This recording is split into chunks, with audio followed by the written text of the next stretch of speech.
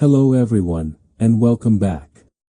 Tonight, let us slip backward in time past the cathedrals, past the silence of ruined castles, past the stories we like to romanticize about the age of chivalry.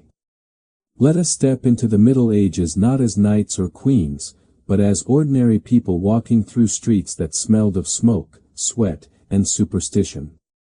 Because behind every legend we inherited from that 1,000-year stretch of history, there was usually something unsettlingly real.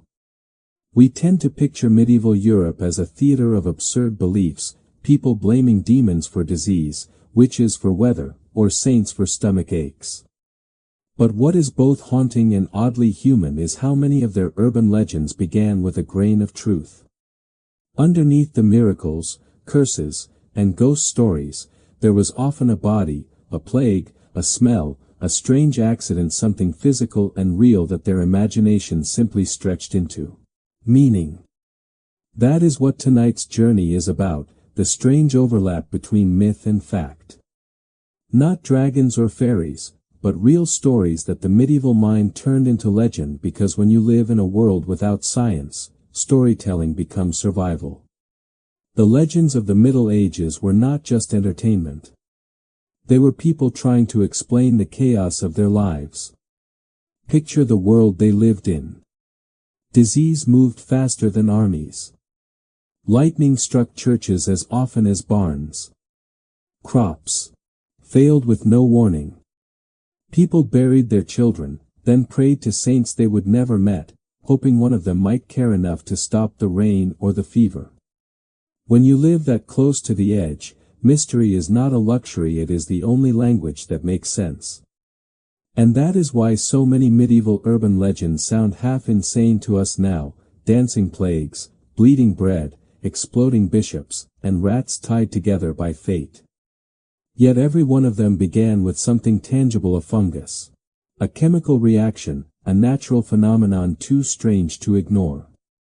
The line between superstition and science was so thin that sometimes even the truth looked miraculous. The Middle Ages were a time when ignorance did not mean stupidity, it meant trying to describe lightning before anyone had a word for electricity.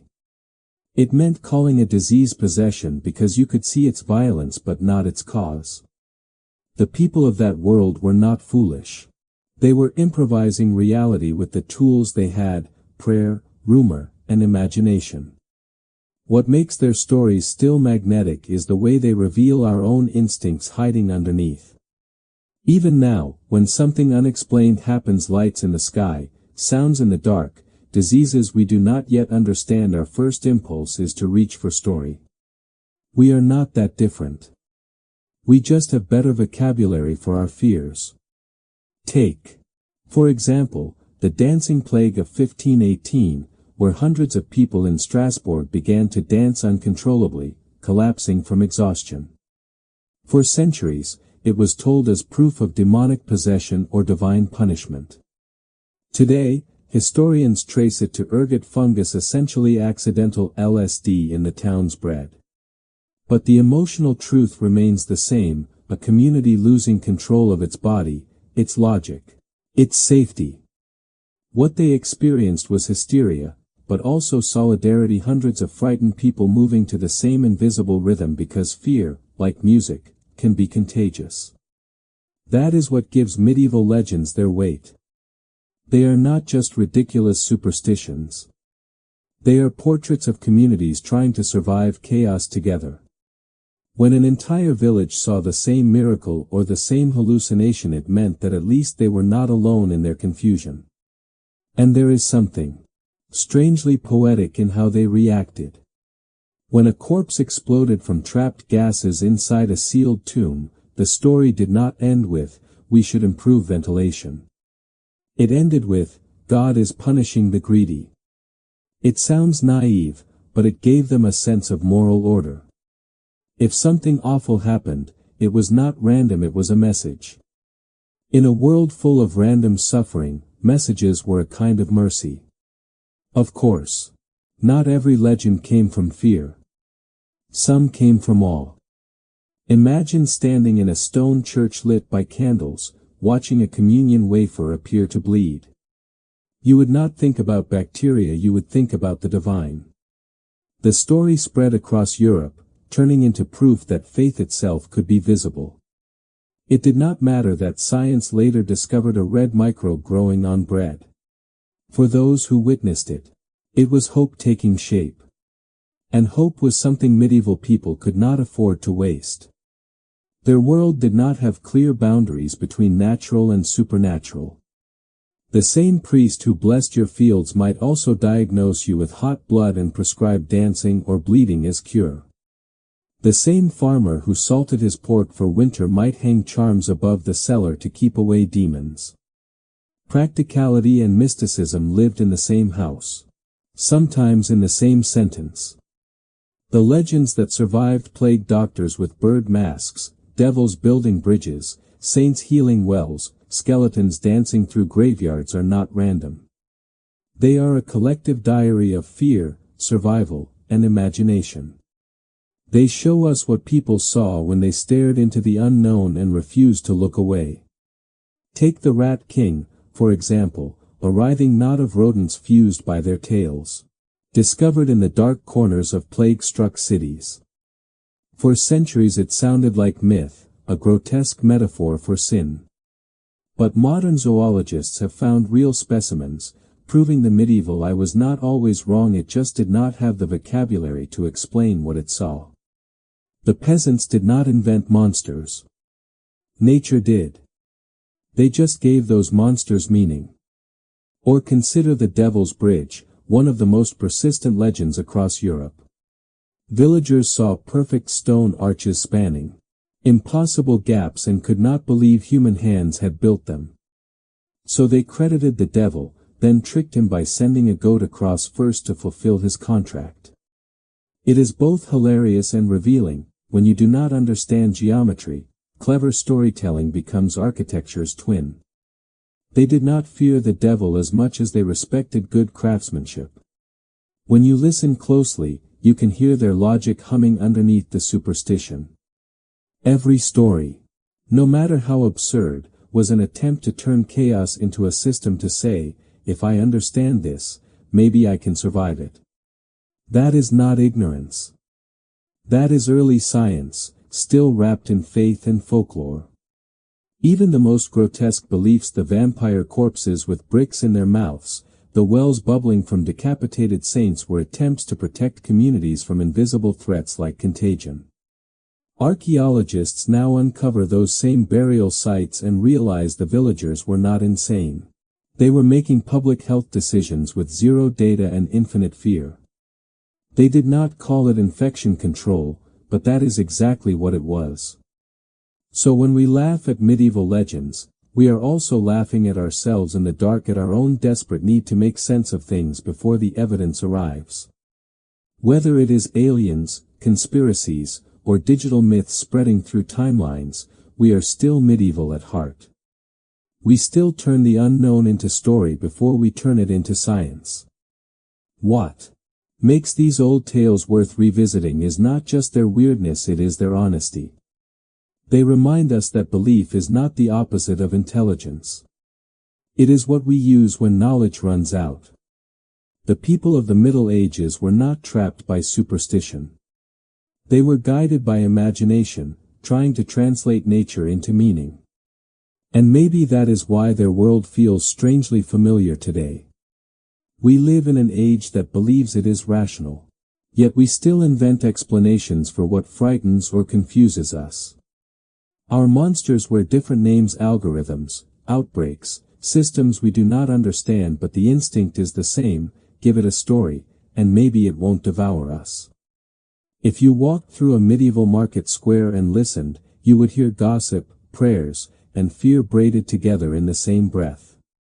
Someone might whisper about a saint's well that heals wounds. Another about a plague doctor who smells like herbs and carries death in his shadow. Those stories filled the same role that podcasts, tweets, and late-night theories fill for us now. They made sense of the noise. The beauty of these legends is that they blur the border between madness and meaning. They show how easily truth and myth can trade places when people are desperate to understand the world. And in that way, the Middle Ages were not a dark age at all, they were an age of interpretation, where even the smallest mystery was treated like a message from the universe. So as we travel through these stories, the dancing plagues, the cursed bridges, the exploding bishops, remember that each one is more than superstition.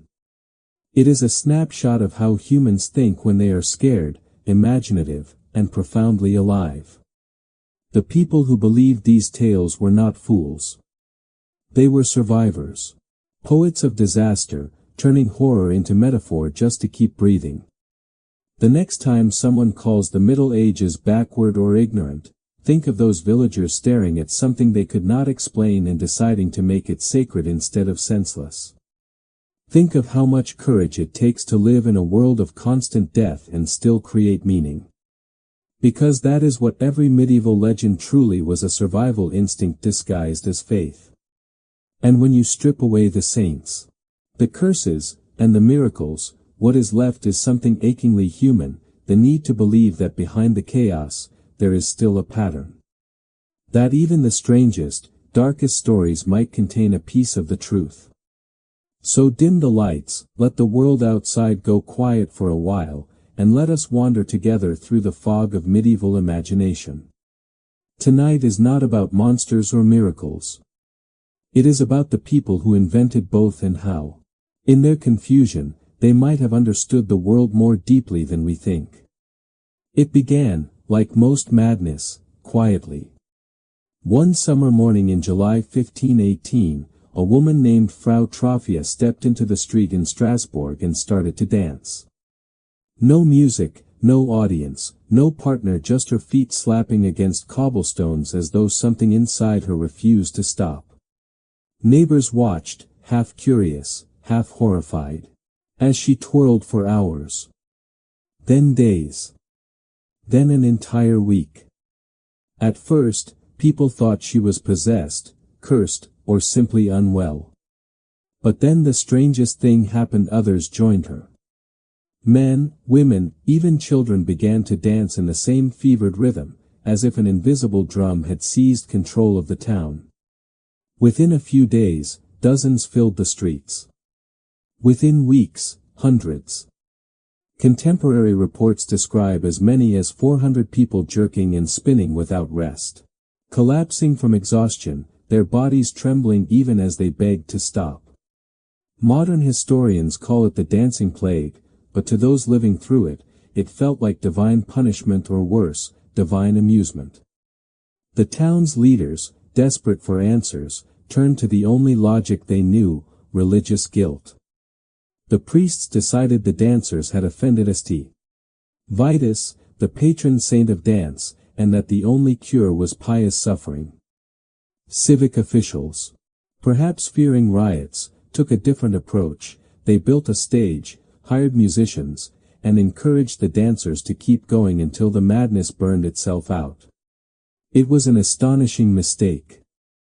Eyewitnesses claimed the music only made things worse. The rhythm drove the afflicted into greater frenzy. People collapsed from heat and dehydration, their feet bleeding, their hearts straining.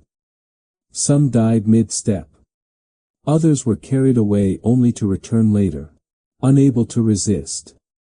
A scene meant for exorcism turned into something closer to spectacle, a tragic street performance where faith and ignorance collided under the summer sun. So what truly happened? Modern scholars have wrestled with that question for centuries, and no single explanation satisfies everyone. Some point to ergot poisoning, a hallucinogenic fungus that infects rye bread, effectively dosing the entire town with a medieval version of LSD. Others believe it was a case of mass psychogenic illness, a collective panic triggered by stress, hunger, and trauma. Strasbourg, after all, had been battered by famine, disease, and relentless fear of divine wrath. People were starving, desperate, and psychologically fragile. In that context, the dancing makes a strange kind of sense. When your world is collapsing, the body finds its own language of release. What we might call madness could have been the only way these people could express grief or terror in a society where Confession was controlled by priests and medicine was ruled by superstition. There is a grim irony here. The same authorities who could have helped physicians, clergy, magistrates did not ask why people were dancing. They asked which sin had caused it. That is how you get public hysteria turned into a festival, with musicians playing as citizens convulse. The solution, they believed, was to sweat out the sickness. And so they danced until they could not. The chronicles from that summer are both comic and horrifying. A town literally danced itself toward death because no one could imagine that hysteria might have a physical cause. The medical texts of the time spoke of hot blood, divine punishment, and sinful indulgence. Even the rational minds of the day city officials believed they could fix the problem by organizing it. You can almost see the absurdity, hundreds of delirious people flailing while a hired band plays nearby. The sound of fiddles mixing with cries of exhaustion. And yet beneath the absurdity lies something hauntingly human. The dancing plague shows what happens when an entire community's anxiety finds a single outlet. The participants were not mad in the sense of insanity, they were overwhelmed. The famine, poverty, and relentless sermons about wrath and judgment had created a perfect storm of collective stress. The body revolted where the soul could not. The tragedy also marks one of the earliest documented cases of mass hysteria, centuries before psychology existed. It reminds us that panic is contagious, that fear can spread faster than any disease. The same nervous system that once made people dance in despair now makes crowds panic, markets crash, and rumors go viral. We have just changed the setting. Still, there is an odd beauty in the story. For all its chaos, it is also a glimpse of solidarity. Hundreds of people, bound by invisible suffering, moving together without words. If you strip away the terror, it is almost poetic, an entire town turning grief into motion. In a way, their collective breakdown was also a form of communion. By the time the madness ended, Strasbourg was exhausted. The authorities sent the survivors on a pilgrimage to the shrine of St. Vitus, hoping the saint they had supposedly offended might show mercy. Those who could still walk made the long, blistering journey, praying, bleeding, stumbling. Eventually, the dancing stopped, the stages were dismantled, and the town fell silent again, at least outwardly. But the legend did not fade. For centuries, people told the story of the dancing curse, half amused, half terrified. It became one of those tales medieval Europe specialized in, absurd yet meaningful, grotesque yet revealing. The idea that joy and death could blur into the same motion said something essential about their world and ours. Because what the dancing plague really showed was the fragility of control. One moment, a city behaves as it should, orderly, devout, obedient. The next, it is spinning out of rhythm, unable to stop. The boundary between faith and fear, between devotion and delirium, collapsed in those streets. Today, scientists can describe ergot alkaloids, serotonin responses, and psychosomatic triggers. But none of that fully explains why hundreds of people lost themselves to a rhythm only they could hear. Maybe it was not just chemistry. Maybe it was collective exhaustion, the soul's rebellion against constant terror. We like to think we have outgrown such hysteria, that our age of data and medicine has inoculated us against madness. But history whispers otherwise. People still move together under the spell of emotion, still surrender logic to fear, still follow rhythms they do not understand. Only now the music comes from screens, headlines, or belief systems that promise safety. Strasbourg's dancers were just an earlier version of us, caught in a feedback loop of panic and hope. When you strip away the costumes and the cobblestones, the story becomes unsettlingly modern. A crisis hits, no one understands it, and instead of stopping to think, the crowd doubles down, building a stage, hiring musicians, turning suffering into spectacle. We have seen that pattern again and again. In politics, in media, in every moral panic that dances itself into exhaustion. Maybe that is why the legend endures. It is not just about medieval superstition, it is a mirror for every time humanity mistook frenzy for healing. The dancing plague was tragic, yes, but also deeply symbolic, a community spinning itself into collapse, believing movement could replace understanding. When the last dancer finally fell and the music stopped, Strasbourg returned to normal, which still meant famine, plague, and fear. But for a brief, delirious summer, the people of that city embodied something larger than disease or faith. They became the purest expression of medieval life, desperate, devout, and beautifully irrational. And if you listen closely, you can almost hear them still, the faint echo of bare feet on stone, the rhythm of panic disguised as prayer, and the eternal heartbeat of a species that has never truly stopped dancing with its own fears. There are moments in history so absurd that they feel like satire. And yet, they are real. In 897 AD, the Catholic Church staged one of the strangest and most grotesque events ever recorded, the Cadaver Synod. Picture this: a pope, long dead and decomposing, dug up, dressed in full papal robes, and dragged into court to stand trial for his supposed crimes. It was not metaphor. It was not theater. It was vengeance wrapped in ceremony. The story begins with Pope Formosus, a man whose name now reads like an omen. During his lifetime, Formosus had been both respected and controversial. He navigated alliances between powerful kingdoms, blessed rival emperors, and made decisions that angered as many people as they helped.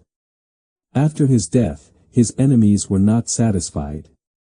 Chief among them was Pope Stephen VI.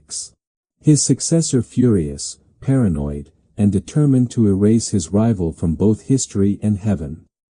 Stephen believed that Formosus had betrayed the church by accepting power he did not deserve. But resentment alone could not satisfy a mind like his. He wanted spectacle. So, months after Formosus was buried, Stephen ordered the corpse exhumed. The decomposed remains were propped on a throne in the Lateran Basilica, dressed in the fine robes of office, and given a mock trial before a panel of horrified clergy. It is hard to imagine the scene without feeling the chill. The air thick with incense, the flicker of torchlight revealing a shriveled, robed figure slumped on marble. A deacon was assigned to speak on behalf of the corpse to answer charges of perjury and ambition. The crowd watched in silence as Pope Stephen screamed accusations at the body, his rage echoing through the hall. It was not justice. It was theater. The verdict was preordained. Formosus was declared guilty. His papal vestments were torn off, his blessing fingers cut away, and the corpse was dragged through the streets before being tossed into the Tiber River. The image of it, holy robes drifting downstream, burned itself into medieval memory. And then, as if the world itself recoiled, the tide turned. The people of Rome erupted in outrage. Even the clergy, used to political games, could not stomach what they would see. Riots broke out. Within months, Pope Stephen VI was imprisoned and strangled to death in his cell. Justice, it seemed, had a dark sense of irony. What followed was a kind of collective embarrassment. Later popes quietly reburied Formosus, restoring his honor and pretending the trial had never happened. But history never forgets madness. The Cadaver Synod became a lasting symbol of how power can turn sacred institutions into stages for revenge. From a distance of more than 1,000 years, the event feels surreal. Yet it reveals something raw about the medieval world, a time when faith and politics were so entwined that vengeance could masquerade as theology. To a modern mind, the trial was lunacy. To those living then, it was divine order asserting itself through human fury. Pope Stephen was not the only one guilty of that confusion. The entire age was built on the idea that earthly power mirrored God's will. Kings ruled by divine right. Popes spoke as God's mouthpiece. So when ambition, jealousy, or paranoia entered the picture, it did not feel like sin, it felt like destiny correcting itself. Stephen was not just attacking Formosus. He was purging heaven's hierarchy in his own image. But even within that logic, the cadaver synod crossed a line. It exposed how fragile that divine order really was, how easily it could rot. Like the body it dragged before the altar. The spectacle stripped the church of its mystique. Behind the robes and relics stood men as flawed, fearful, and vindictive as any monarch. Historians have since tried to explain Stephen's motives. Some say he was pressured by the powerful Spoleto family, whose influence over Rome wove politics and religion into one tangled web. Others argue that Stephen was mentally unstable, undone by the very authority he held. But maybe the truth is simpler. Power, when it is absolute, often breeds theater. And Stephen's stage was the pulpit. In medieval Europe, where most people could not read and politics was performed through ritual, such spectacles mattered. Every sermon, coronation, and punishment was a visual story. The cadaver synod was not just punishment, it was propaganda. A warning that even death could not protect one from the church's judgment. But the effect backfired. The more the church tried to appear infallible, the more human it looked. The trial revealed a grotesque vulnerability. The institution that claimed to mediate between heaven and earth could still descend into farce. You can sense the unease that lingered afterward. Chroniclers wrote about it in tones of disbelief. Priests who'd attended whispered about the stench, the horror of the corpse's vacant eyes. Rome, already a city of ruins, gained one more ghost, an image of sacred authority turning on itself. And in that image lies the deeper truth of the Middle Ages. The people who watched were not simply entertained or horrified. They were reminded that even holiness could decay. That corruption did not just live in palaces and battlefields, it sat on thrones draped in silk, speaking the language of God. If the dancing plague revealed the body's madness, the cadaver synod exposed the soul's. Both were expressions of chaos disguised as order, one born of fear, the other of pride. Together they mark a pattern that would repeat throughout medieval history, the need to find meaning even in madness, to turn breakdown into ritual.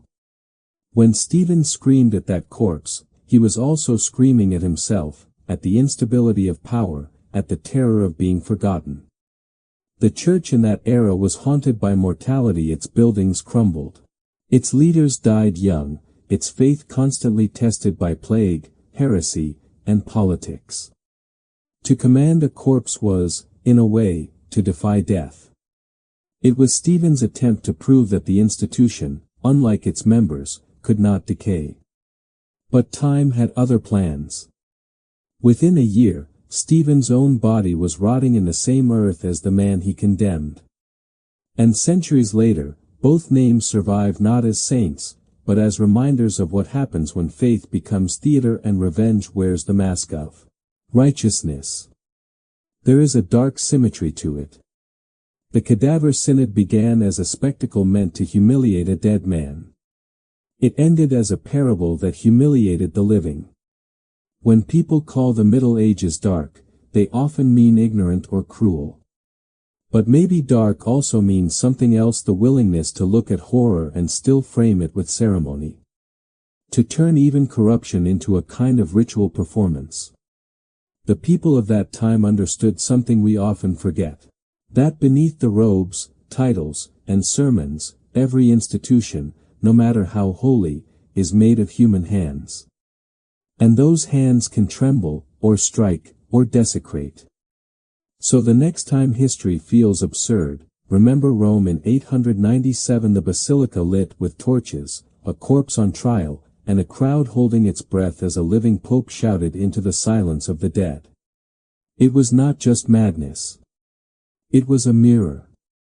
If the dancing plague showed how the body could betray the living, and the cadaver synod showed how the living could betray the dead, then the next chapter of medieval madness takes us into a place stranger still, where corpses themselves seem to revolt. It sounds grotesque, but in medieval Europe, death did not mean quiet. Sometimes, it meant spectacle. A saint's body might ooze sweet-smelling oil. A sinner's might bloat, burst, or bleed long after burial. To the medieval mind, these were not just natural processes, they were messages. Let us start with a familiar image, a cathedral in midsummer. Thick air, candle smoke, and the faint odor of incense barely masking something sour. Inside, a bishop lies in state, embalmed poorly and sealed in heavy vestments. The body swells, gases build, and then an eruption. The tomb leaks. The air fills with the smell of decay. To us, it is biology. To them, it was God speaking through flesh.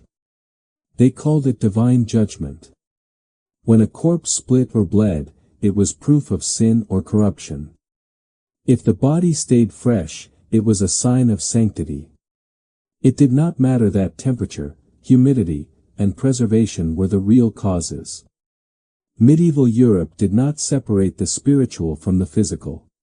Both were woven into the same fabric. A body did not decompose, it testified. The stories multiplied. Chronicles tell of bishops who exploded during funerals, of abbots whose bodies ran with dark fluid after death, and of crowds taking this as proof that God himself had rejected them. Churches would close their tombs or move them outside to stop the contagion of sin. Even more mysterious were the bleeding wafers the Eucharistic hosts said to ooze blood when pierced or dropped. In a time when belief in the real presence of Christ in the bread was central to faith, such stories carried enormous weight. Pilgrims would travel for miles to see them, to touch the sacred cloths, to weep at what they believed was living proof of the divine. Of course, the truth was simpler and stranger. Modern science later identified the culprit, Serratia marcescens, a red pigmented bacterium that can grow on damp bread, producing what looks eerily like fresh blood. To the medieval eye, it was a miracle. To ours, a microbial coincidence. But it is worth pausing before we laugh. Because what people saw was not just a trick of nature, it was the shape of their yearning. They wanted evidence that faith was real, that heaven still had skin in the game. In a world where famine, war, and plague made God feel distant, a bleeding wafer was a sign that he had not forgotten them. And maybe, in their own way, they were right. Not about the miracle itself, but about the impulse behind it. Humans need symbols that touch the senses. It is not enough to believe. We want to see belief bleed. In those centuries, almost anything that defied explanation became holy or cursed. Wax melting into strange shapes could be a prophecy. A sudden rain after prayer was proof of sainthood. A decaying corpse that refused to smell was declared incorrupt.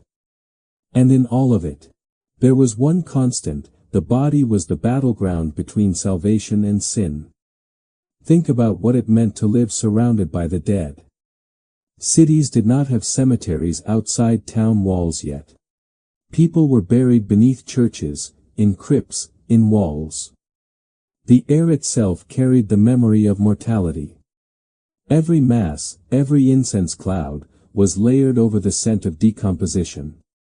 No wonder people thought the dead still spoke. They did, through smell, sound, and sight. It is easy to imagine a medieval night when the line between life and death blurred. A monk tending candles near a tomb hears a soft pop air escaping from a decaying body.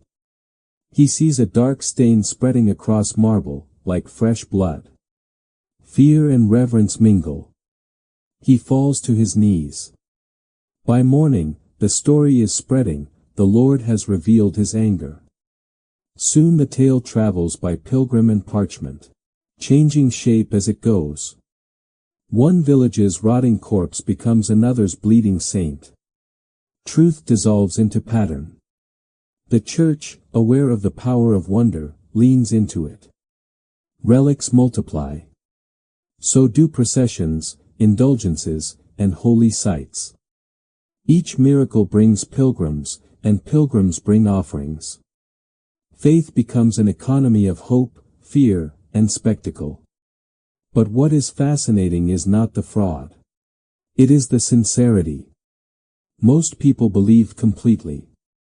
The miracle was not just an event, it was a form of conversation between heaven and earth. To them, the natural and the supernatural were not opposites. They were layers of the same story. And when you strip away the theology, what is left feels strangely familiar. We still do this: turn coincidence into sign, biology into meaning. A shadow on a wall becomes a ghost. A cloud shaped like a heart becomes love returned. The instinct has not changed. Only the vocabulary has. In medieval Europe, people lived in a state of constant dialogue with their environment. Disease, rot, and decay were not hidden away. They were reminders of divine justice and fragile grace. Their world was smaller, harsher, and somehow more intimate with death. Every miracle, every horror, was proof that the universe still noticed them. You can almost see the scene: villagers gathered around a church altar, eyes wide, whispering prayers as the priest lifts a blood-stained wafer into the air. The air thick with awe and dread. In that moment, belief did not need proof. The proof was belief itself. Centuries later, when science unraveled the mysteries behind these miracles, the emotional truth remained. Those bleeding hosts, those swelling corpses, were part of a language the medieval world used to talk about guilt, redemption, and decay. They turned biology into theology because that was the only vocabulary they had for all. The modern mind calls it superstition. But maybe it was just a different kind of literacy, one that read nature as scripture. If you stand inside an old cathedral today, surrounded by tombs, you can still feel traces of that language. The air is heavy, almost alive. Light filters through stained glass like blood through skin. Every sound echoes against centuries of faith and fear. You can understand why people once believed the walls themselves could weep. The Middle Ages were not just an age of ignorance, they were an age of interpretation. Every crack, every scent, every stain meant something. The world was not random. It was personal. And if a corpse burst open or a wafer bled, it only confirmed what everyone secretly knew, that the divine was watching, even when it hurt. So, the next time someone calls those stories foolish, think of what they were really saying: that the human body, alive or dead, was not just flesh. It was evidence. And maybe, beneath all the horror, that is the most haunting idea of all. If you were a peasant in the 13th century, life did not give you many certainties. You could count on hunger. You could count on winter. You could count on death arriving too early. But the one thing that promised stability, the one thing that made the world feel anchored, was the church. The Eucharist, that small white wafer raised in a priest's hand each Sunday, was not just bread. It was mystery made visible. To believe it became flesh was to believe that heaven could touch you. So imagine the shock when one day, in some quiet chapel, the bread began to bleed. It happened often enough to make history. In towns from Bohemia to Italy, people claimed that when a priest broke the host during Mass, blood welled up between his fingers. Sometimes it dripped onto the altar. Sometimes it seeped through cloth. In a few stories, the entire wafer transformed into a fragment of human flesh. To the faithful, it was proof of the miracle they had always hoped was real. The doctrine of transubstantiation, that the bread and wine literally became Christ's body and blood, was impossible to prove, yet demanded total belief. The bleeding host seemed to end the debate. Faith no longer needed imagination. It had evidence. The church, unsurprisingly, leaned in. These stories spread like fire. Shrines were built. Pilgrimages organized. The miracle wafers were preserved in crystal containers, carried through cities in solemn processions. Songs were written. The message was clear: doubt not, for God had shown his presence in the simplest of forms. What the pilgrims did not know was that something else was alive in those wafers, a bacterium. Centuries later, scientists discovered Serratia marcescens, a red pigmented microbe that thrives on damp flour or bread, especially in humid church cellars. It produces a striking crimson stain that looks exactly like blood. To the medieval world, which had no concept of microorganisms, it was as if the divine had chosen to speak in color. It is easy, now, to reduce the story to chemistry. Bread plus moisture plus time equals miracle. But that misses the real point. The miracle was not just the red stain, it was what the red stain meant to the people who saw it. They did not mistake science for God. They turned mystery into intimacy. In a world that rarely gave them tenderness, the idea that God would bleed for them again and again in their own village, on their own altar, was overwhelming. Faith was not abstract. It was visceral. It touched the tongue, it colored the cloth, it smelled of iron and all. And here's the strange truth. Those miracles, though biologically explainable, kept communities alive. They gave people something to believe in when plagues and wars hollowed out their hope. The pilgrimages that followed were not just about worship, they were about connection. People traveled miles to see the miraculous hosts, carrying their sick, their children, their prayers. Entire economies grew around them: inns, markets, relic sellers, storytellers. A tiny microbe had accidentally become one of Europe's most successful tourism campaigns.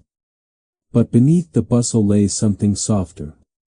The miracle of the bleeding host answered a wound deeper than theology. It was about presence.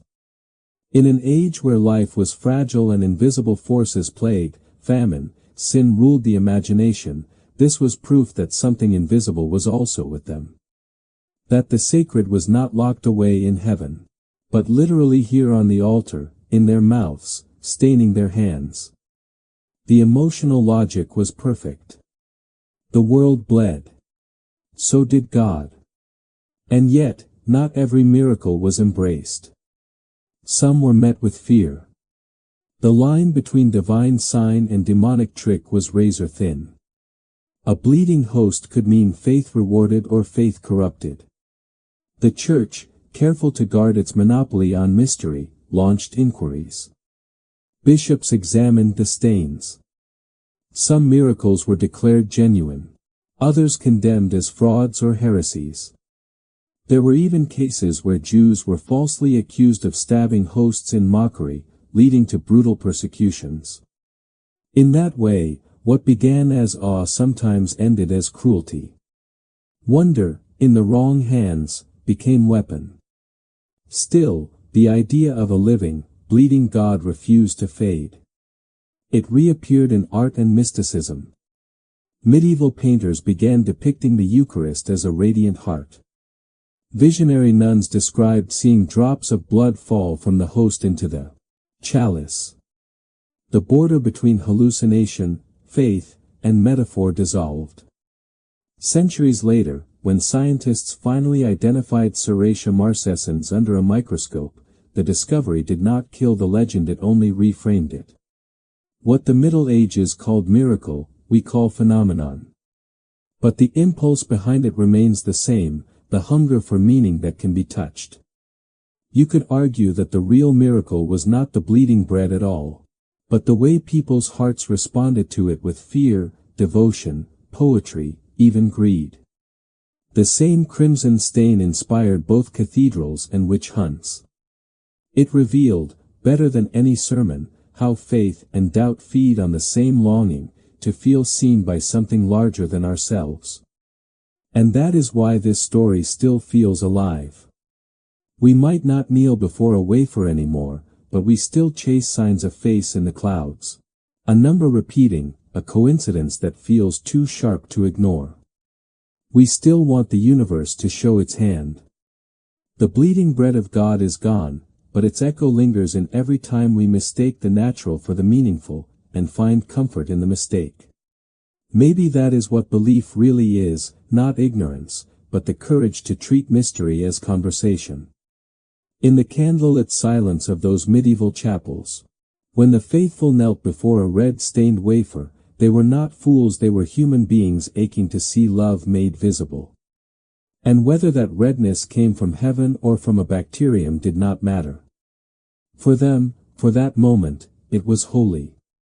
And in a world as uncertain as ours, it is hard not to understand the impulse. In the dim corners of medieval houses, behind barrels, beneath floorboards, inside barns, you could hear them.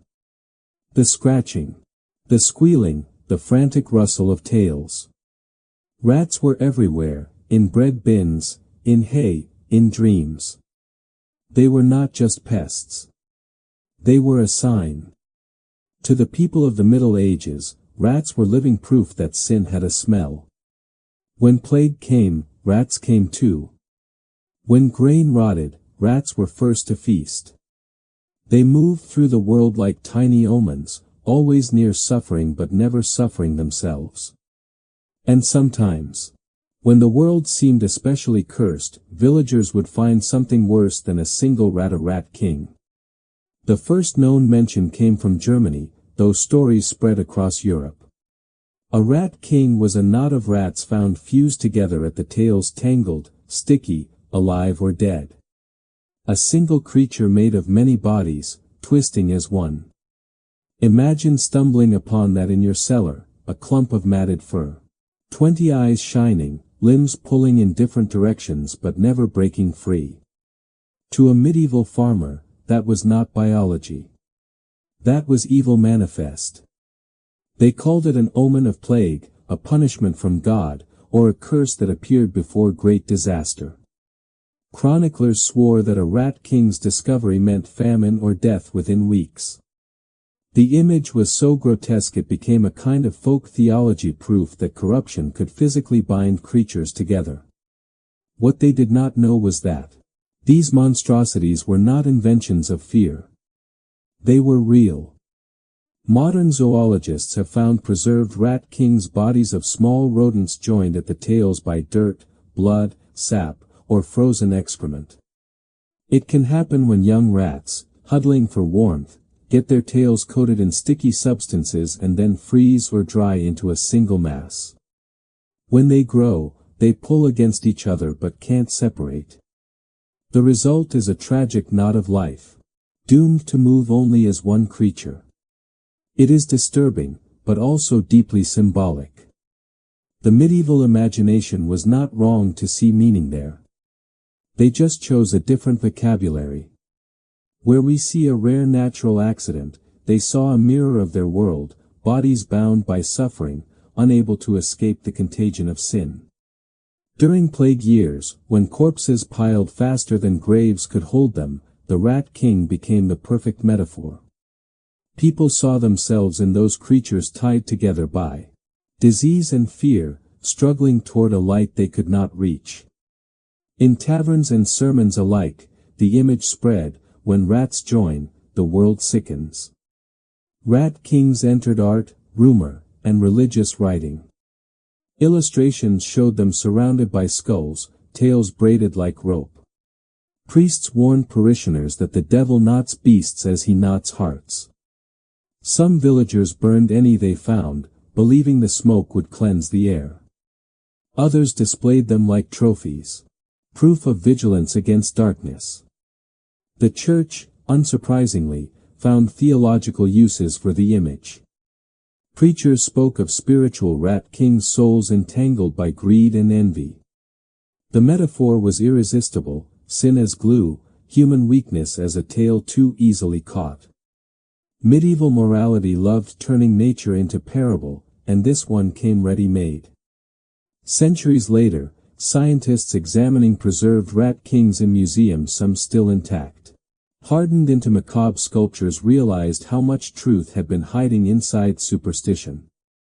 The creatures were real, but their meaning was borrowed from human pain. Nature had accidentally staged a sermon. There is something strangely beautiful about that. The medieval mind was not ignorant, it was poetic.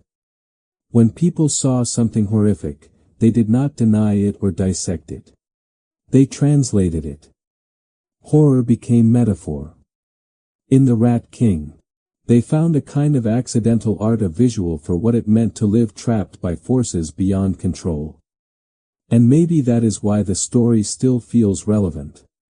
Because the image of tangled rats, struggling but inseparable, still fits us. We too live in systems that bind, in crises that link us whether we like it or not.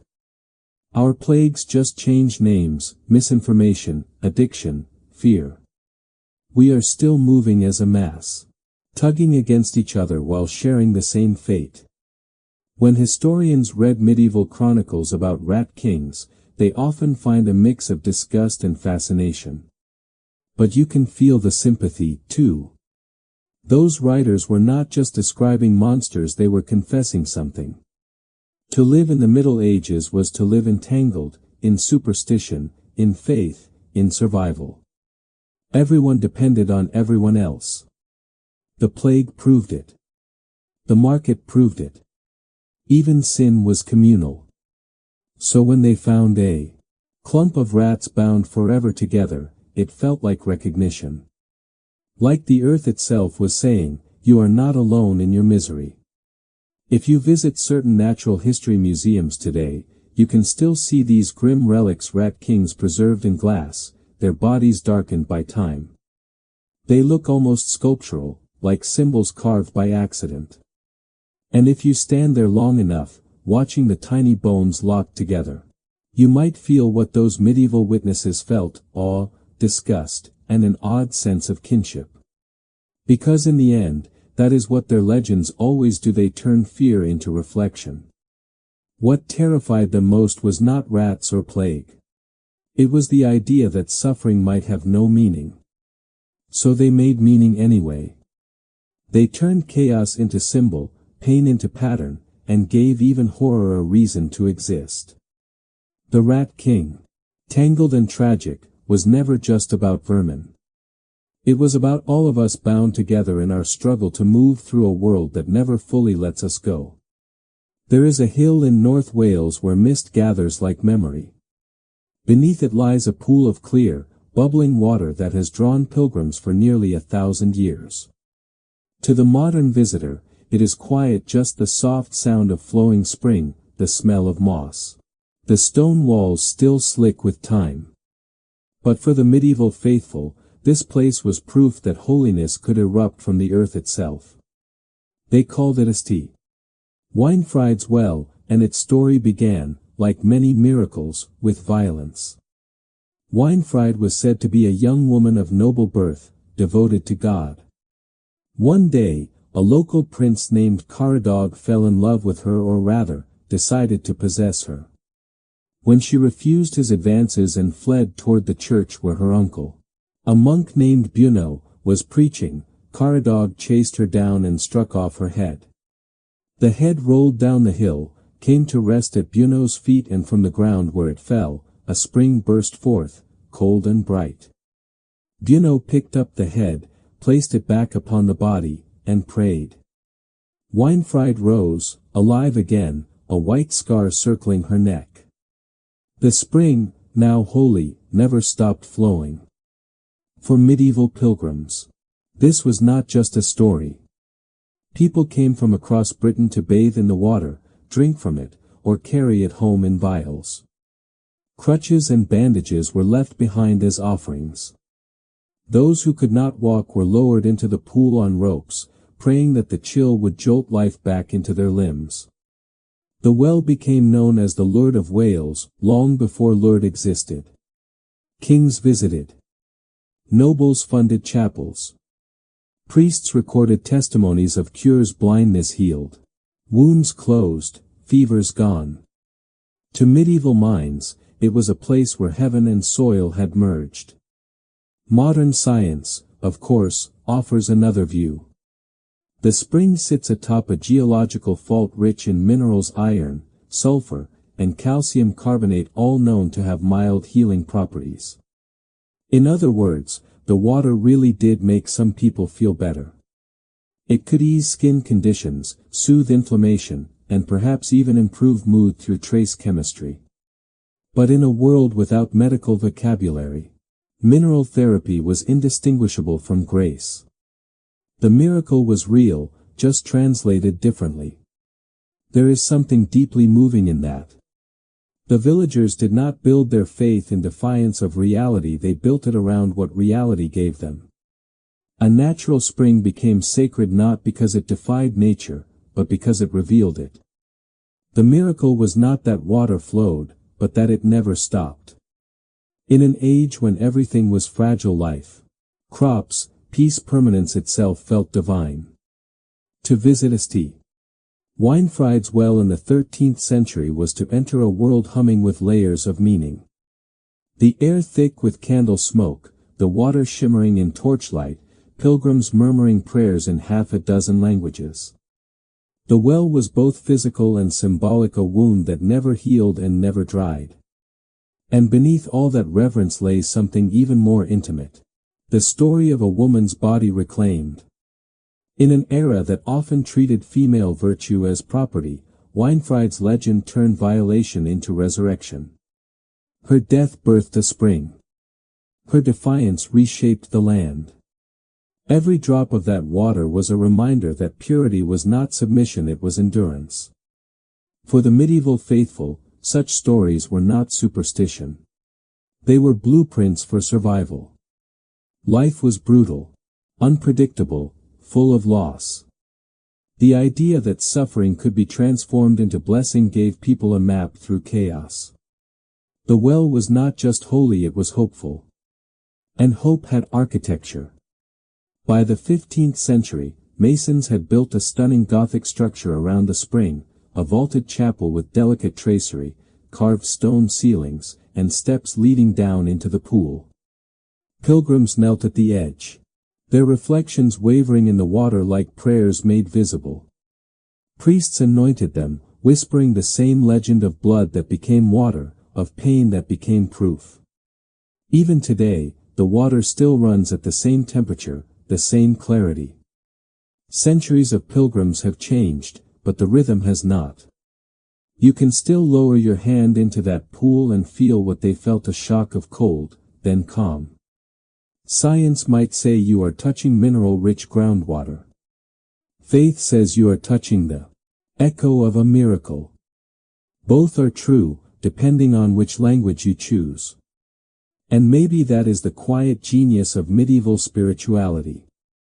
It did not divide the world into sacred and secular. It saw meaning in the mineral, mercy in the mud.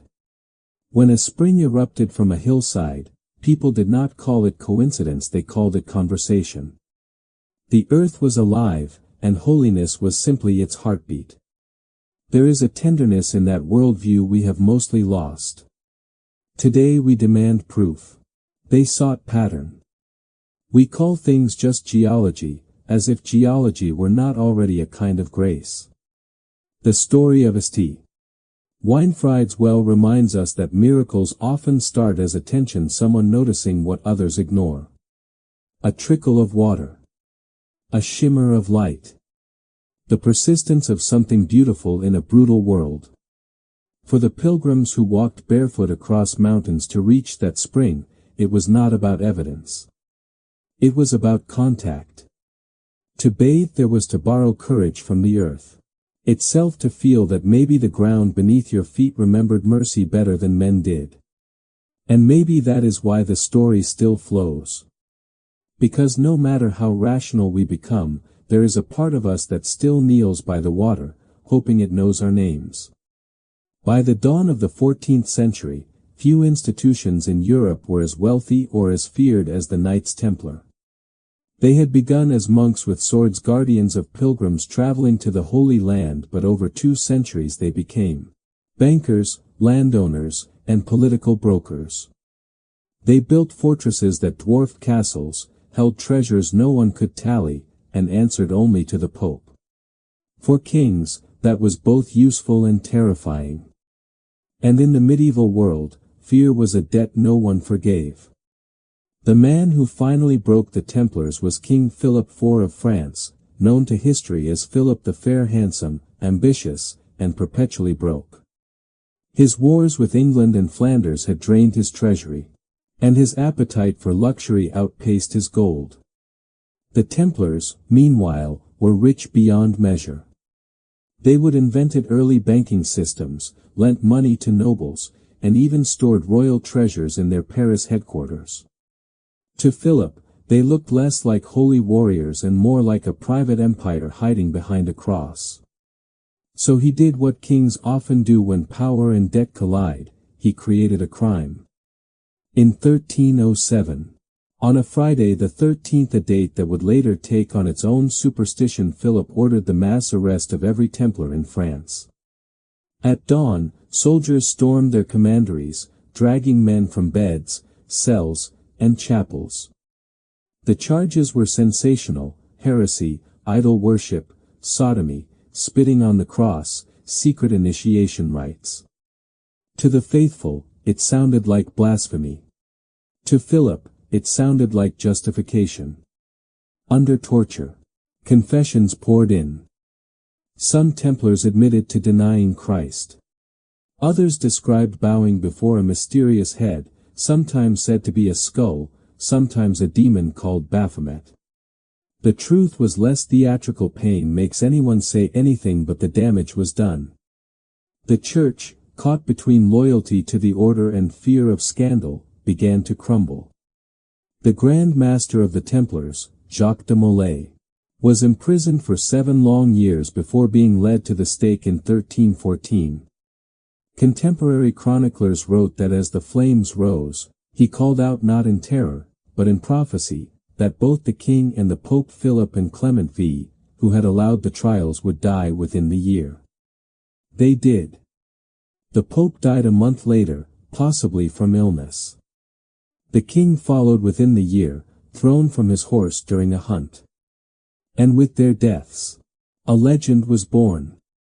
The curse of the Templars. It is hard to say what people really believed. Some took it as divine justice, others as coincidence, others as proof that the Templars had possessed powers even in death. What is certain is that it stuck. For centuries afterward, every misfortune in the French royal line was whispered to trace back to that curse. When the last Capetian king, Louis XVI, went to the guillotine during the French Revolution, some onlookers claimed to hear echoes of de Molay's prophecy fulfilled. The Templars themselves were erased, or rather, scattered. Their lands were seized, their wealth absorbed, their name defamed. But legends do not die when their owners do. The more the Church tried to bury them, the more mythic they became. In the centuries that followed, stories of hidden Templar treasure spread from France to Scotland to Jerusalem. People claimed the order had secret knowledge, relics from Solomon's Temple, the Holy Grail, lost Gospels. In paintings and pulpits alike, they morphed from soldiers to symbols, martyrs of faith, keepers of forbidden truth, precursors to secret societies. The truth is likely simpler, but no less haunting. The Templars were victims of politics masquerading as piety. Their fall exposed a brutal truth about medieval religion: it was not just about heaven. It was about power. Philip's campaign was propaganda. Perfected: accuse your creditors of heresy, seize their assets, and wrap it all in divine language. The Church played along, partly out of fear, partly out of convenience. The same institution that had once blessed the Templars' swords now blessed their executions. It was a lesson Europe never forgot, even holiness could be nationalized. Yet the legend endures because it speaks to something deeper than money or monarchy. It is about betrayal dressed in ritual. About faith consumed by politics. The Templars became what every fallen power hopes to become: myth instead of memory. Even today, their symbols linger: the Red Cross, the sealed horse, the silent brotherhood. Every generation resurrects them: writers, filmmakers, conspiracy theorists, each trying to fill the gap between what was real and what was lost. The idea that a group of disciplined men might have carried secret wisdom through centuries is irresistible. It flatters our hunger for continuity, for hidden order beneath chaos. But perhaps the real secret was not buried in treasure.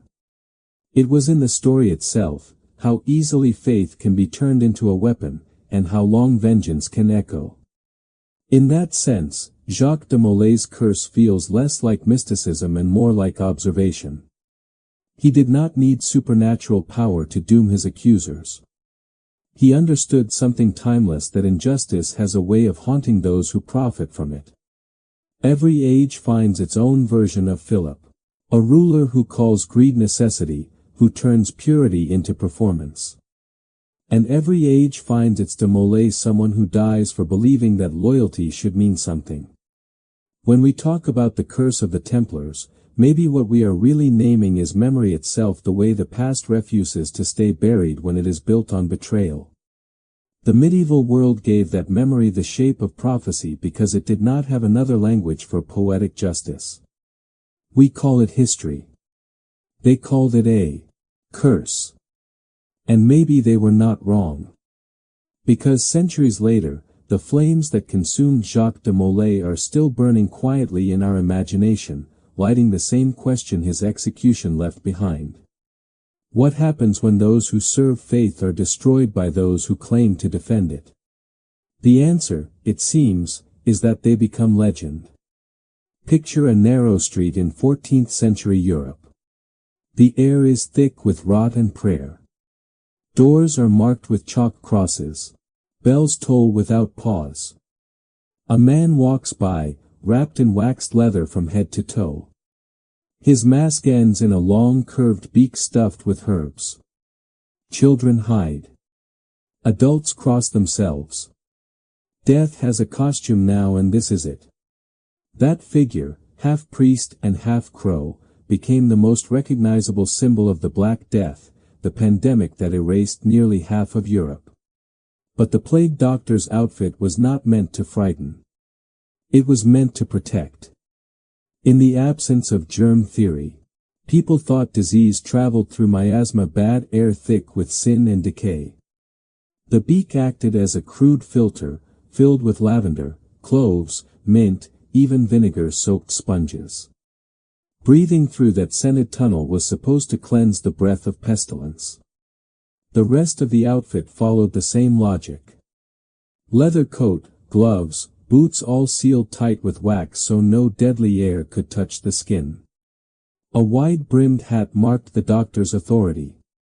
A wooden cane allowed him to prod patients from a distance, an early, if unkind, form of social distancing. It looked like superstition, but it was primitive science. An experiment in isolation and barrier protection, centuries before microscopes would justify the idea. And for a while, people believed in it.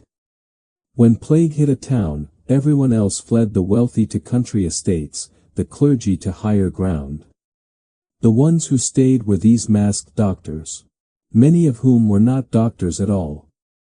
Some were volunteers, barbers, apothecaries, or opportunists chasing hazard pay. City councils hired them under grim contracts: record the dead, drain the boils, and if you survive, we will pay your widow. Imagine the daily rhythm: sunrise over silent streets, the rattle of carts carrying corpses, the soft scrape of the doctor's stick against shutters. Inside, a family waits, hoping the figure at the door brings healing, not a tally mark. When he bends over the sick, his own reflection stares back from the curve of the glass lenses. Every breath smells of spice and fear. He lances the swollen buboes with his scalpel, sprinkles vinegar, murmurs a prayer he barely believes. He moves on. Behind him, another house closes its shutters for good. In time, the beaked mask became shorthand for the plague itself. To see one on the horizon was to know the city was doomed. Yet even in that terror, there was awe. These men, clumsy, unlucky, half-trained, were still the only ones walking toward death while everyone else ran away.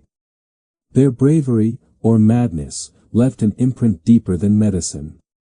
When Renaissance artists later painted the plague, they made the doctor part of the landscape, a dark bird stalking through light. To them, he embodied both science and superstition, hope and horror. The beak became the nose of reason sniffing at faith's decay. Centuries passed, and historians began to doubt whether the costume even existed in the worst years of the Black Death. Some claimed it was invented later, during the 17th century's lesser outbreaks in Italy and France. But then, documents surfaced, contracts describing Medici della Peste paid by city councils, sketches showing the very outfit we recognize today. The nightmare was real. The suit did not save them. Plague doctors died in staggering numbers, their leather soaked with the same infected fluids they hoped to repel. Still, their myth endured. The image spread faster than any cure, a silhouette with a bird's face standing in a sea of grief. It is easy to mock the design now, to call it ignorance. But if you look closer, the logic was not far off. They were trying to build distance, to filter air, to separate the living from the dying. It was science without tools, guesswork made tangible. And in its way, that is the story of every age that faces something it can't yet name. The mask, grotesque as it was, carried a strange grace. It allowed people to look at death without seeing a human face behind it. For the sick, that anonymity was mercy. For the doctor, it was armor for the soul. By the 18th century, the costume faded away, replaced by cleaner hospitals and the slow birth of modern medicine. But the symbol outlived the profession. It became art, carnival, warning. The beak mask appeared on theater stages, in Venetian parades, in paintings of morality and madness. Each generation turned it into something new, a joke, a costume, a ghost. Today, it surfaces again whenever the world feels fragile. During modern pandemics, people post its image online, half in fear, half in fascination. It is a reminder that our ancestors fought invisible enemies with whatever scraps of reason and faith they had. The plague doctor was their attempt at control in a time when control was impossible. And maybe that is why he still haunts us. Because deep down, we recognize him. Behind our masks and gloves and disinfectant, we are still trying to bargain with the air, to make sense of suffering that does not. He was never just a doctor. He was the medieval soul, stitched in leather, staring into chaos and daring to breathe. By the time the Black Death loosened its grip, Europe was changed forever. Entire towns had vanished. Priests had buried more neighbors than they could bless. Every church bell sounded like a reminder that life was both brief and brittle. Out of that exhaustion, something extraordinary bloomed, a new kind of honesty about death. It began, strangely enough, with art. On the walls of cemeteries and chapels, painters started covering plaster with scenes no one had dared to imagine before, skeletons in motion. Some led kings by the hand. Others danced beside peasants, bishops, even children. Skulls grinned through cracked jaws while bones twirled in tattered robes. The message was plain enough that even the illiterate could read it: death comes for everyone, and it never forgets to bring music. They called it la danse macabre, the dance of death. The idea was both grim and freeing. For centuries, medieval society had been obsessed with hierarchy, kings above knights, knights above merchants, merchants above peasants. The dance of death erased the latter in one swift gesture. Every skeleton looked the same. No crown, no coin, no prayer could change the choreography. These murals and carvings spread like wildfire across Europe, from churchyards in France to frescoes in Germany, from cloisters in Spain to manuscripts in England. Sometimes they appeared beside pulpits. Sometimes above graves. Sometimes on the walls of hospitals where plague victims waited to die. The dance was not meant to scare. It was meant to level. In Paris, chroniclers wrote that people would gather after dark near the Cimetière des Innocents, where one of the earliest Danse Macabre murals appeared. Candlelight flickered across painted bones as musicians played nearby. It became both sermon and spectacle, a reminder that laughter and fear could share the same space. The tone of the artwork varied. Some skeletons played flutes and viols. Others dragged their partners by the hair. A few leaned in close, whispering secrets into the ears of bishops or lovers. Artists did not shy away from humor.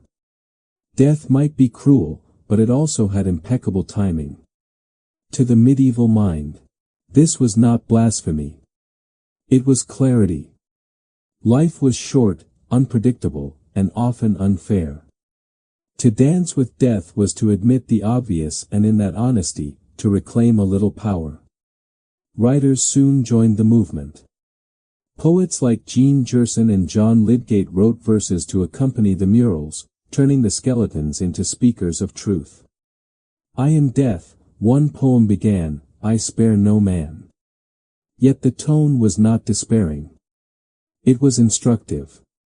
If everyone ends in the same place, the measure of a life is not wealth or lineage but how you treat others before the music stops. In this strange, morbid art, Europe found a philosophy. The dance of death turned trauma into ritual, fear into beauty. It was therapy painted in limestone. When people had no control over their fates, they painted control onto walls. And when you stare at those walls long enough, something happens. The terror softens into acceptance.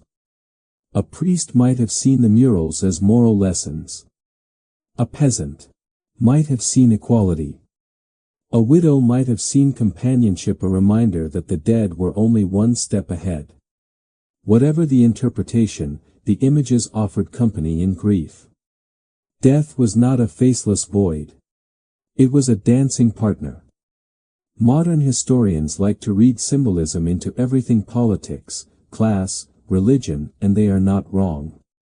But there is something simpler at work too. People needed to look death in the eye without flinching. The plague had made the grave a daily neighbor. Pretending it was not there felt foolish. So they made it visible, even beautiful. And the art evolved. By the 15th century, the dance of death appeared in printed books, woodcuts, and even stage plays. Actors dressed as skeletons, leading audiences through mock processions of kings and beggars. Towns turned mortality into performance. In a sense, the entire continent was learning to live with ghosts. Not everyone approved. Some church officials called the art indecent, too playful. With holy themes, too public with despair. But ordinary people ignored them. The church promised salvation later. The dance promised sanity now. To look at one of those murals today is to glimpse the medieval mind at its most unguarded. The bones do not frighten so much as they tease. You can almost hear the rhythm, the rustle of robes, the clatter of femurs, the laughter that only comes when you have lost too much to fear losing more. And there is a curious comfort in that. Because in a world where death was certain and medicine was guesswork, laughter became rebellion. To make jokes in the face of decay was not denial. It was endurance. If the plague doctor represented humanity's attempt to fight death, the dance of death represented its attempt to befriend it. The doctor wore armor. The dancer wore truth. Both were necessary, but only one could bring peace. Centuries later, during wars and pandemics, the imagery resurfaced on posters, in literature, in quiet jokes soldiers told each other. The skeleton remains a universal shorthand for mortality. But behind that grin, there is the same old message: equality, humility, and the small, stubborn joy of being alive while you can. When people in the 1400s walked past those painted bones on their way to market or mass, they were not being reminded to despair. They were being reminded to live. And that is the paradox at the heart of the dance of death. It was not about dying at all. It was about the freedom that comes from remembering you will. So the next time you see a skeleton carved into an old church wall or printed on a Halloween card, know that it is carrying a lineage older than fear. Those bones once taught a continent how to keep dancing when the world refused to stop ending. And somehow, centuries later, the music still plays. Venice in the 14th century was a city of contradictions, wealth and rot sharing the same air.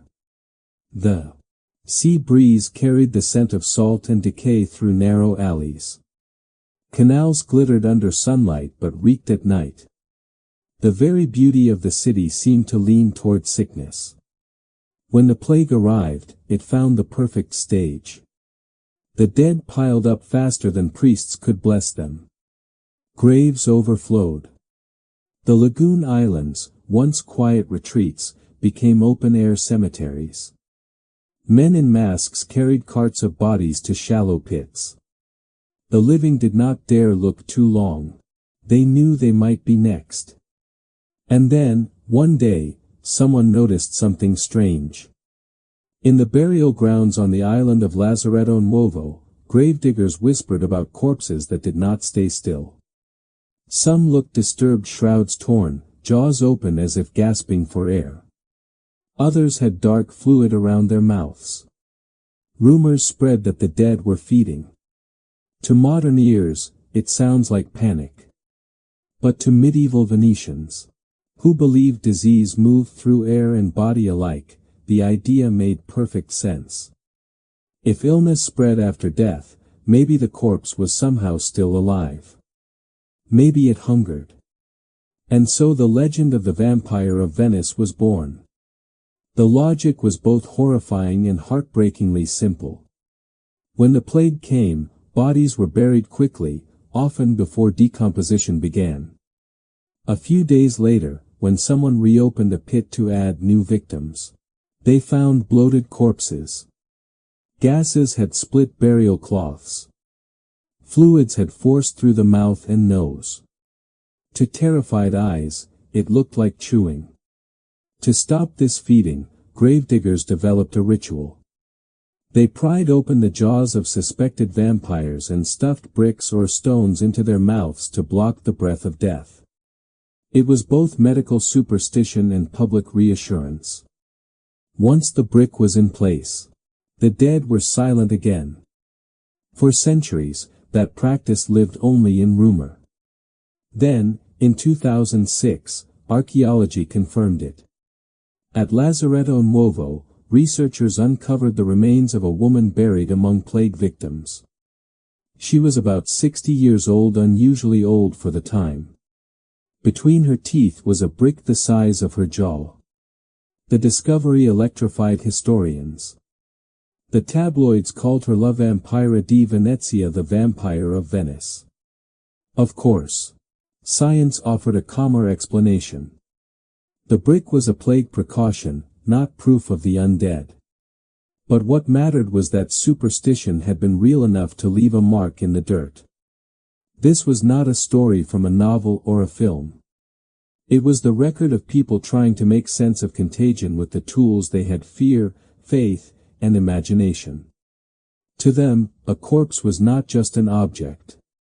It was a potential source of danger. They would see neighbors die after attending funerals. They would watch plague spread through families faster than rats could run. It was not hard to believe that the dead themselves were exhaling death. The revenant breath, as it was called, was a theory of hygiene born out of horror. So they fought back with ritual. The brick was not a stake or a weapon. It was a prayer in stone, a way of saying, enough. Stop. If you strip away the superstition, what is left is empathy. They were not afraid of monsters. They were afraid of suffering that never seemed to end. They were afraid of disease that came back again and again, no matter how carefully they buried it. Still, the image lingers, a skull with a brick between its teeth, forever mid-bite. It feels like a metaphor for the era itself, civilization trying to silence its own terror. Venice, perhaps more than any other medieval city, lived on that edge between beauty and rot. It was a place of masks, of ceremony, of denial turned into art. Even the vampire legend fits the city's character, half myth, half performance. The people could not stop death, but they could choreograph it, turn it into something they could name. And naming it was a kind of power. That is why the story survived. It was not about a single woman buried with a brick. It was about a city that refused to let fear remain formless. The vampire became an idea, not a creature stalking the night, but the embodiment of contagion, guilt, and the thin line between reverence and panic. If you stand today on Lazaretto Nuovo, the wind off the lagoon still smells faintly of salt and earth. The burial pits are covered, grass pushing through the stones. Somewhere underfoot lies that skull, silent at last. What the Venetians did was not madness. It was mourning with rules. They did not understand infection. But they understood that grief, when left unchecked, eats at the living. So they gave it shape, sealed it with ritual, and moved on. The vampire of Venice reminds us that behind every legend is an ache for control. A longing to believe that fear can be buried if you press hard enough. And perhaps that is the real horror, not that people once feared the dead, but that the living keep finding ways to relive the same story. Because in the end, Venice did not create a monster. It simply built a myth out of survival. If you travel through the hills of Europe and France, Germany, Italy, even the Welsh countryside, you will find old stone bridges tucked into ravines and valleys. Many are narrow and steep, their arches impossibly precise. Moss grows over them now, and sheep wander across where once only pilgrims and traders passed. But nearly every one shares the same name: the Devil's Bridge. The story repeats with local flavor but the same bones. A builder, sometimes a monk, sometimes a poor farmer, sometimes an entire village, makes a deal with the devil. They need a bridge to cross a dangerous gorge, but the work is too hard, the rocks too heavy. The devil appears and offers help on one condition: the first soul to cross will belong to him. Desperate, the human agrees. When the bridge is finished, it is flawless, strong, elegant, defying the limits of human craft. And then, at the crucial moment, the clever builder sends a dog, a goat, or a rooster across first. The devil, bound by his own terms, takes the animal and vanishes in fury. It is a simple folktale, told to children for centuries. But behind the charm lies something revealing. Medieval Europe did not quite trust genius. When ordinary people saw something extraordinary, a bridge spanning a gorge, a cathedral vaulting skyward, a clock that ticked on its own, they reached for the same explanation. No human could have done this alone. There had to be help from something darker, something otherworldly. To them, skill looked suspiciously like sorcery. That suspicion came from both awe and fear. The Middle Ages were an age of faith, yes, but also of boundaries. Everything had its order: peasants tilled, nobles ruled, priests prayed. A mason who built something breathtaking disrupted that order. He made stone seem alive, gravity seem negotiable. It was not heresy exactly, but it was close. So the legend filled the gap. If you built something divine, the story said, you must have bargained with the devil. It kept the world's logic intact. Mortals could not rival miracles without paying a price. And maybe that is what makes the Devil's Bridge myth both tragic and brilliant. It is not really about the devil. It is about how people made sense of innovation before they had language for it. In places like Luzerne in Switzerland, locals pointed to a single perfect arch spanning the Reuss River and whispered that Satan himself had carried the stones. In France, one version of the story said the devil demanded the soul of the builder's mother instead of a dog. The man tricked him by leading a cat across, draped in a shawl. The crowd cheered. Evil was outwitted, but the bridge remained beautiful, uncanny, and slightly cursed. You can feel the tension in that paradox. They admired the bridge enough to keep it, but feared it enough to name it after hell. The structure itself became a confession, we made this, but we should not have been able to. Modern historians trace these bridges to the 12th and 13th centuries, when engineering was leaping forward. Masons had learned how to shape keystones, distribute weight, and use lime mortar that hardened underwater. To the medieval eye, it was alchemy. Water should not obey stone, and yet here it did. The builders left no blueprints, only marvels. Over time, as literacy spread and religion softened, people forgot the techniques but kept the tales. When later generations stared at those arches and could not imagine how they were made, they resurrected the old excuse, the devil must have built it. There is something deeply human in that reflex. When faced with mystery, we fill it with story. It is not ignorance. It is instinct. Even now, we do it. We invent ghosts for coincidences, conspiracies for complexity, magic for mathematics. We would rather believe in deals with devils than in the slow, unseen patience of skill. The Devil's Bridge myth also says something about pride. In many versions, the builder who tricks the devil is not celebrated, he is haunted. Sometimes the bridge collapses. Sometimes he disappears.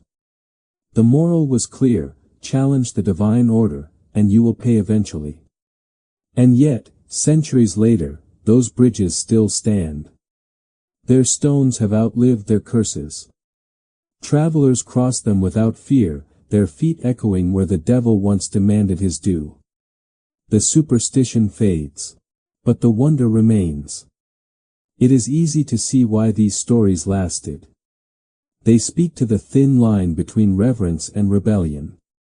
The medieval mind lived in both worlds, terrified of offending heaven, yet compelled to create beauty that reached for it. Every arch was a prayer disguised as defiance. When you stand beneath one of those bridges today, the air cool and damp, you can almost hear both voices, the murmur of the mason shaping stone by hand, and the whisper of the crowd calling it witchcraft. The truth, of course, is that the devil did not build them. People did. Ordinary craftsmen, hauling rock and sand, trusting geometry they did not yet have words for. They built because they wanted to cross, but also because they wanted to leave something that would last. And in that quiet defiance, that hunger to touch the impossible, they made art so perfect it frightened them. Maybe that is what all the old legends were trying to say.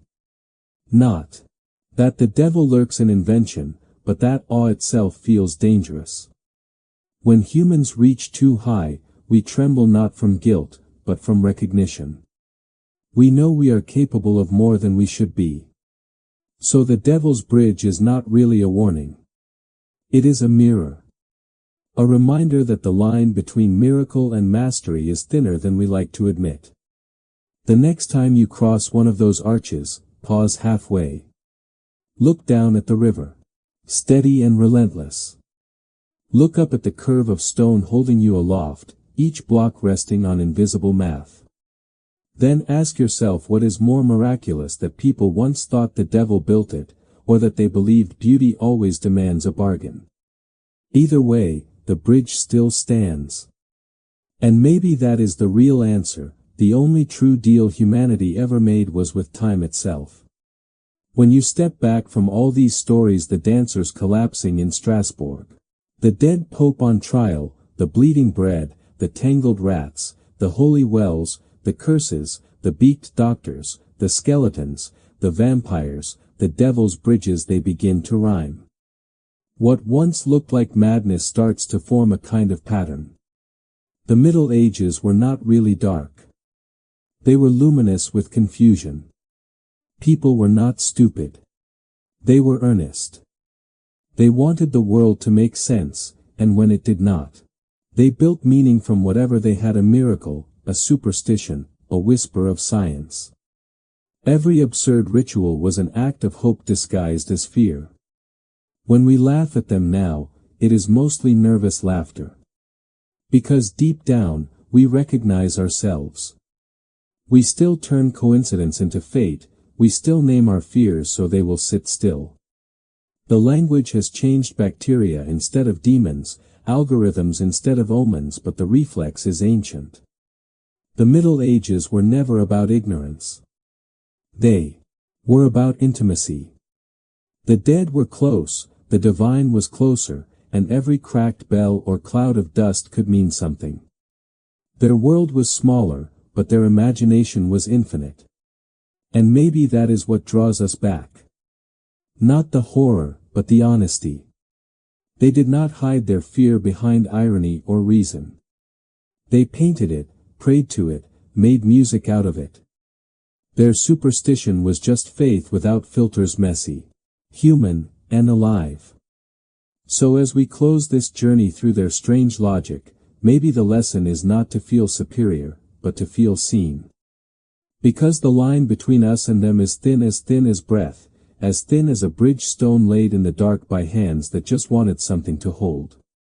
Thank you for wandering back through the medieval mind tonight, through its ghosts, its miracles, its mistakes, and its quiet genius. If you are still here at the end, I hope you carry a little of that wonder with you, the kind that asks not just what is true, but why we need it to be. I will see you in the next story, where history gets a little clearer, but people never do.